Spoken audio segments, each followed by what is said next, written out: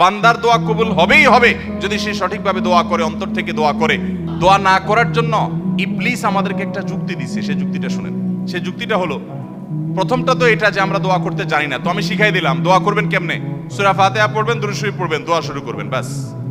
বাংলা আল্লাহ প্রশংসা করে দুরূদ শরীফ নবীর জন্য করে পাঠ করে এরপর তো আল্লাহর কাছে মনের চাওয়াগুলো পেশ করবেন। নবী করিম সাল্লাল্লাহু আলাইহি সাল্লাম বলেছেন, হারাম কোনো কাজের এবং আত্মীয়তার বন্ধন ছিন্ন করার জন্য যদি কেউ দোয়া না করে, বান্দার দোয়া কবুল হবেই হবে যদি সে সঠিকভাবে দোয়া করে, অন্তর থেকে দোয়া করে। কারণ গাফেল অন্তর দোয়া আল্লাহ তাআলা কবুল করেন না। আপনার মায়ের পেঁয়াজ দরকার নাই, আপনি কোনো কথা বলতে জানেন না, ভাই যে বোবা, তারও তো মনের চাওয়া আছে, আছে না নাই? তো আল্লাহ তাআলা তার মনের চাওয়া বুঝেন না? আল্লাহ রাব্বুল আলামিন সবকিছু টের পান। অতএব আপনি অনেক সাজানো গোছানো কথা বলতে পারছেন না, কোনো দরকার নেই। আপনি যা পারেন তা বলেন, কিছু বলতে পারছেন না, শুধু চোখের পানি বলেন এবং মনের আকুতিগুলো মনে মনে বলেন, আল্লাহ তাআলা সেটা পর্যন্ত শুনতে পান। দোয়া করবো তো ইনশাআল্লাহ। আমাদের যদি মনে হয় যে না আমরা তো গুনাহগার মানুষ, আমাদের দোয়া কি কবুল হবে, তাহলে বুঝতে হবে এটা ইবলিস আমাদেরকে দোয়া থেকে বঞ্চিত রাখার জন্য নেক্সট সুরতে ধোঁকা দিচ্ছে। মনে হচ্ছে আমরা বিনয়ী হচ্ছি, তাই না? যে আমি নিজেকে ছোট মনে করছি, আরে আমি গুনাহগার, আমার কি দোয়া কবুল হবে? এটা নেক্সট সুরতে দোয়া, ধোঁকা। আপনার দোয়া কবুল হবে না কে বলেছে? আল্লাহ ওয়াদা করছেন, উদউনি, তোমরা আমার কাছে দোয়া করো, আস্তাজিব লাকুম, আমি দোয়া কবুল করব। আর ইবলিস আপনাকে বলছে না না, তুমি গুনাহগার মানুষ, নামাজের ঠিক নাই, রোজার ঠিক নাই, তোমার দোয়া আল্লাহ কবুল করবে? এই জন্য আমাদের দ্বারা দোয়া করা হয় না। ভাইরা আমার, ইবলিসি আমরা শুনবো না। দোয়ার মাধ্যমে বান্দা লাভবান হয়, লাভবান হয়, লাভবান হয়। বান্দা যদি দোয়া করে সেটা তিন ভাবে কবুল হয়। কয় ভাবে কবুল হয়? তিন ভাবে। দোয়া যদি শর্ত পূরণ করে আপনি করতে পারেন, মিস হবে না। হালাল উপার্জনকারী দোয়া কবুল হয়, হারাম দিয়া দেহ গঠন হলে দোয়া কবুল হয় না। দোয়া কবুলের মূল শর্তই সেটা। এরপর দোয়া কবুলের শর্ত হলো যে সালাত সালাম পেশ করবেন নবী করিম সাল্লাল্লাহু আলাইহি ওয়াসাল্লামের প্রতি, আল্লাহর প্রশংসা নিবেদন করবেন। এর মাধ্যমে দোয়া করলে দোয়া কবুল হবে। ভাইরা আমার, আপনি যদি দোয়া করেন, নাম্বার 1, যা চাইছেন আল্লাহ তা আপনাকে দিবেন। এটা হলো দোয়া কবুলের একটা পদ্ধতি। চাইছেন একটা, আল্লাহ দিয়েছেন আরেকটা, সেটাও দোয়া কবুলের পদ্ধতি। আপনি মনে করতেছেন যে আমার এই মুহূর্তে পানি হইলে মনে হয় লাভ হবে, আল্লাহ তাআলা আপনাকে হয়তো পানি না দিয়ে আরেকটা দিয়েছেন যেটা আপনার এর চেয়ে বেশি ইম্পর্টেন্ট, আপনি নিজে জানেন না সেটা। তো দোয়াটা সেভাবেও কবুল হয় যে আমি যা চাইছি তা হয় নাই, কিন্তু অন্য কিছু হয়েছে যা আমি চাই নাই। এটা দোয়ার মাধ্যমে হয়। তৃতীয়ত, বান্দার দোয়া কখনো কখনো আল্লাহ দুনিয়াতে কিছুই দেন না দোয়ার বিনিময়। আল্লাহ কাছে চাইছে, আল্লাহ এটা দেন, আল্লাহ দেয় নাই, কিন্তু আখিরাতে আল্লাহ তাআলা তার জন্য সওয়াব রেখে দিয়েছেন। কারণ দোয়া বান্দার বৃথা যায় না। কোন কোন হাদিস থেকে আমরা জানি কিয়ামতের ময়দানে মানুষ কিছু সওয়াব দেখে বলবে, এই আমলগুলো তো আমি করি না, এগুলো সওয়াব করতে থেকে আসলো। তখন বলা হবে, দুনিয়াতে তুমি যে দোয়া করছিলা সেই দোয়াটা আল্লাহ তাআলা দুনিয়াতে তোমার মঞ্জুর করে না, ওটা জমা করে রেখে আখিরাতে তোমাকে সওয়াব দিয়েছেন। তখন সে বলবে, ইস, আমার দুনিয়ার সব দোয়া যদি না মঞ্জুর হয়ে সবগুলোর বিনিময় যদি আখিরাতে অনন্তকালের জন্য পেয়ে যেতাম, কতই না ভালো হতো। দুনিয়ার জীবন তো সংক্ষিপ্ত ছিল, এখানে তো অনন্ত অসীমকাল ভোগ করব। অতএব দোয়া করব তো ইনশাআল্লাহ। আমাদের মুর্দাদের জন্য আমাদের দোয়া করতে হবে, চোখের পানি ফেলতে হবে। ভাইরা আমার, বাবারা আমার, আমাদের দাদা দাদি, নানা নানি, তাদের বাপ দাদা, আমাদের নিজেদের আপন, আমাদের কাছের আত্মীয় স্বজন এবং আমাদের বাবা মা, আত্মীয় স্বজন সহ বন্ধু বান্ধব, পাড়া প্রতিবেশী, আরো যারা দুনিয়া থেকে চলে গেছেন, তাদেরকে আমরা যদি উপকার পৌঁছাতে চাই, আল্লাহর শপথ করে বলছি, সবচেয়ে বড় উপায়, সবচেয়ে বড় মাধ্যম হলো আপনি নিজে আল্লাহর কাছে একটু হাত তুলে চোখের পানি ফেলেন, নামাজ পড়ে 2 রাকাত, অথবা যখন আসেন, এমনকি বিনা ওযুতেও সম্ভব, আপনি ভোর রাতে নামাজের আগে পরে, অবসর সময়ে, শুক্রবারে, বিশেষ করে আসরের পরে শুক্রবারে বা যে কোনো সময় আপনি 2 হাত তুলে, অথবা হাত তোলার সুযোগ নাই, আপনি হাঁটছেন। আমি কিন্তু আমল করি ভাই। আমার বাবা দুনিয়া থেকে চলে গেছেন, গভীর রাতে মাহফিল শেষ করে বাসায় যাই, হঠাৎ বাবার কথা মনে পড়ে, আর সাথে সাথে আল্লাহর সাথে কথা বলা শুরু করে দিই। আল্লাহ, আমার আব্বাজান আজকে বেঁচে থাকলে কত আমল করার চেষ্টা করতেন, কোনোদিন দেখি নাই আমার আব্বাজান রহমতুল্লাহ আলাইহি জীবনে একটা দিনও দেখি নাই যে কোরআন তেলাওয়াত ছাড়া তার দিনটা কেটেছে, কোনোদিন দেখি নাই।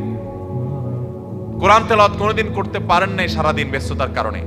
রাতে এসেছেন বাসায়, অস্থির হয়ে গেছেন, আমার কোরআন তেলাওয়াতটা করতে হবে। আমল কখনো ছাড়েন নাই। আল্লাহ আজকে আর তিনি এগুলো কিছুই করতে পারছেন না, তার আমলের দুয়ার বন্ধ হয়ে গেছে চিরতরে। মালিক, তাহলে যেটা বলছিলাম, মানুষের মৃত্যুর পর মৃত মানুষের জন্য জীবিতরা সবচেয়ে বেশি যে করণীয়টা তাদের, সেটা হলো দোয়া। বেশি বেশি দোয়া, উঠতে বসতে, চলতে ফিরতে, শুইতে খাইতে, এমনকি অজু অবস্থায়, বিনা অজু অবস্থায় হাত তুলে, হাত তোলা ছাড়া একাকী যখন আছেন, মনে মনে আল্লাহর সাথে কথা বলা শুরু করবেন। আল্লাহ, আমার এই প্রিয় মানুষটা দুনিয়া থেকে গেলেন, আমার এই আপন মানুষটা চলে গেছেন, আল্লাহ আপনি ছাড়া তার কেউ নাই, আল্লাহ আপনি তার প্রতি রহম করেন। মন খুলে দোয়া করব। এই দোয়া মুর্দার জন্য কি পরিমাণ উপকার হয় ইবনে মাজার যে হাদিসটা আমি শুনিয়েছি সেখান থেকে আমরা জানলাম। আল্লাহ আমাদেরকে আমল করার তৌফিক দান করুন। মৃত ব্যক্তির জন্য আর কি করতে পারি আমরা? আমি দীর্ঘ আলোচনা যাব না, কারণ অনেক সময় হয়ে গেছে। মৃত ব্যক্তির জন্য আমরা আরো যা করতে পারি সেটা হলো সাদাকা, দান, তার তরফ থেকে দান করতে পারি। এটা অনেক বেশি উপকারী তার জন্য। আয়েশা রাদিয়াল্লাহু তাআলা আনহা থেকে বর্ণিত হাদিসে আমরা জানতে পারি, এক ব্যক্তি এসে বলছেন, ইয়া রাসূলুল্লাহ, আমার মা মারা গেছেন, আফা আতাসাদ্দাকু আনহা, আমি কি তার তরফ থেকে সাদাকা করতে পারি? নবীজি সাল্লাল্লাহু আলাইহি ওয়াসাল্লাম তখন বলেছেন, নাম, হ্যাঁ, তুমি তোমার বাবা, তোমার মায়ের তরফ থেকে তুমি সাদাকা করতে পারো। এক সাহাবী তার মায়ের তরফ থেকে না বাবার তরফ থেকে যেন একটা কুয়ার পানি, তখন পানি পান করা মরুভূমিতে এখনো এটা অনেক বড় একটা ব্যাপার, কাউকে পানি পান করানো, পানি পাওয়া যায় না যেখানে সেখানে, তিনি গোটা কুয়া দান করে দিয়েছেন যে মানুষ পানি পান করুক আল্লাহর জন্য, সওয়াব যুক্ত হোক আমার মায়ের আমল নামায়। এই জন্য আমাদের মৃত আত্মীয় স্বজনদের জন্য আমাদের দোয়ার পরে সবচেয়ে বড় এবং মূল করণীয় হলো দোয়া। এর পাশাপাশি আমাদের যে কাজটি করা উচিত এবং এটা তাদের উপকারে আসবে সেটা হলো তাদের জন্য সাদাকা করা ভাই। এবং এই সাদাকায় নাম ফুটানোর নিয়ত করবেন না। মসজিদে 10 ব্যাগ সিমেন্ট দিচ্ছেন আর 5 বার নাম লিখে দিচ্ছেন যেন আপনার নাম ঘোষণা হয়, তাহলে সেটা সওয়াবের আশা আপনি রাখিয়েন না। আপনি দান করবেন কার কাছ থেকে? সওয়াবের আশায়। ওই মসজিদের লোকজন জানবে, কমিটির লোকজন জানবে, মুসল্লিরা জানবে, মাহফিলে 10,000 টাকা দিয়া হুজুরকে দিয়া ঘোষণা করে আমার হাবা নিয়েছেন, সবাই জানলো, এসব নিয়ত যদি থাকে তাহলে সেক্ষেত্রে এটা সওয়াব তো পাবেনই না, বরং লৌকিকতার কারণে, শিরকে আসগার, রিয়ার কারণে শিরকে আসগারের গুনাহ হতে পারে। এই জন্য ভাইরা, আমাদের মৃত ব্যক্তিদের জন্য আমরা দান সাদাকা করব। দান করা মানে এই না যে আপনাকে লাখ লাখ কোটি কোটি টাকা দান করতে হবে। আপনি গরিব মানুষ, আপনি 10 টাকা দেন, 5 টাকা দেন, আপনি অল্প টাকা দেন। দানের সময় নিয়ত করবেন, আল্লাহ এই মসজিদে আমি 10 টাকা দিচ্ছি, মাদ্রাসা 10 টাকা দিচ্ছি, একটা কালভার্ট বানিয়ে দিচ্ছি, একটা গরিবকে একটা সেলাই মেশিন কিনে দিচ্ছি যার সেলাই মেশিনের দ্বারা উপার্জন হতে পারে, একজনকে একটা রিক্সা কিনে দিচ্ছি যার রিক্সায় ভাড়া চলে তাকে মালিক বানায় দিলাম। আল্লাহ আমি একজনকে একটা জিনিস দিচ্ছি, কেন এই জিনিসটা দিচ্ছি? এটার সবটা আমি নিজে চাচ্ছি না, আমার মা যিনি মারা গেলেন, আমার বাবা যিনি চলে গেলেন, আমার স্বামী কিংবা স্ত্রী, বন্ধু কিংবা বান্ধব যে চলে গেছেন তার জন্য আল্লাহ এটাকে সওয়াবের জন্য আপনি এটা তার পক্ষ থেকে কবুল করেন, তার আমল নামায় সওয়াবটা অ্যাড করে দিয়েন। এই আমলটা আমরা যদি মুর্দাদের জন্য করি সেটা অনেক বেশি উপকারী। চেষ্টা করবো তো ইনশাআল্লাহ। এই দানের আমলটা, এটাকে আবার আমরা আমাদের মন মতো বানায় নিয়েছি। কিরকম? 7 দিনে, 3 দিনে, 40তম দিনে মানুষ খাইয়ে দান করতে হবে। এই ফরম্যাট তো সাহাবা ইকরাম থেকে আমরা পাই না। হ্যাঁ, আপনি খাদ্য দান করতে পারেন মুর্দার তরফ থেকে, দোষের কিছু নেই, কিন্তু সেই খাদ্য দানটা যেন রীতিমতো আনন্দ অনুষ্ঠানের মতো দেখা না যায়। আপনি গরিব দুঃখীকে খাবার খাওয়ান, এতিমখানায় খানা দেন, আপনি গরিবদের বাড়িতে বাজার করে দেন, টাকা পয়সা দিয়ে দেন। ভাইরা আমার, কিছু কিছু আমল আছে যেগুলো আমাদের সমাজে নাই। আমি সৌদি আরবে দেখেছি যে আপনার কোন একজন মানুষ চেহারা সুরত দেখে মনে হচ্ছে উনি গরিব মানুষ, বাজার করে সুপার মার্কেটে ক্যাশের কাউন্টারে আসছে। আল্লাহর আরেক বান্দা পেছন থেকে এসে বলছে, যদি আপনি মনে কিছু না করেন আপনার বিলটা আমি দিয়ে দিতে চাই, তার বিলটা দিয়ে দেন। কত খুশি লাগে তার কাছে। আপনি বাজারে যেয়ে দেখেন বহু গরিব মানুষ আছে বারবার মাছ বাজারে যেয়ে মাছ মূলায় নিতে সাহস করে না, টাকার অভাব আছে, মাছটা পছন্দ হয়েছে কিন্তু নিতে পারে না। আপনার যদি আল্লাহ তৌফিক দেয়, ওই আপনার মায়ের জন্য, আপনার বাবার জন্য আপনি তাদেরকে সওয়াব দেওয়ার উদ্দেশ্যে গিয়ে তার পিঠে হাত দিয়ে বলেন, ভাই আপনি মনে কিছু না করলে আপনার এই মাছটার বিল আমি দিতে চাই, আল্লাহকে খুশি করার জন্য। কত দোয়া পাবেন জানেন? কিছু কিছু সময় আছে যে আপনার হাজার হাজার টাকা দানের চাইতে 200-400 টাকা দানের অনেক বেশি সওয়াব হয়। একটা গরিবের বাচ্চা দেখছেন যে বারবার কোন একটা হোটেলের সামনে ঘুরছে, কিন্তু খাবার কেনার সাহস পাচ্ছে না, মুদি দোকানে যাচ্ছে, বারবার মোলামুলি করছে, নেওয়ার সাহস পাচ্ছে না, আপনি তো তাকে জিনিসটা কিনে দিলেন মুর্দার তরফ থেকে। এটা হলো সাদাকার সবচাইতে উত্তম পদ্ধতিগুলোর একটি।